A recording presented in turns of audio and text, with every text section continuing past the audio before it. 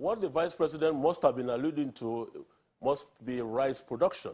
Rice production in Kebbi State, Jigawa, and to an extent, Nasarawa State as well, where Olam Nigeria has its farm and mill, is that rice production has, to a large extent, in the last two to 3 years, increased.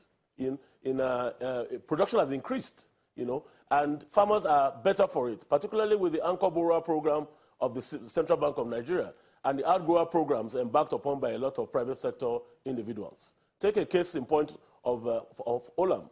Olam's $120 million rice farm and mill in Nasarawa is between 10 to 12,000 hectares, and that is the home of Mama's Pride and Chef's Choice. But in that geographical location, we have close to 4,500 farmers who are supported on the outgrower program space, as well as partnering with the CBN for the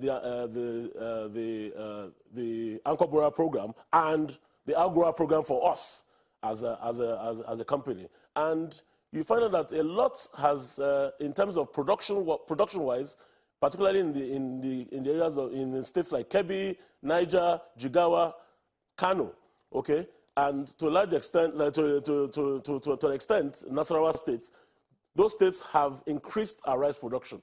Let me give you a bit of a background.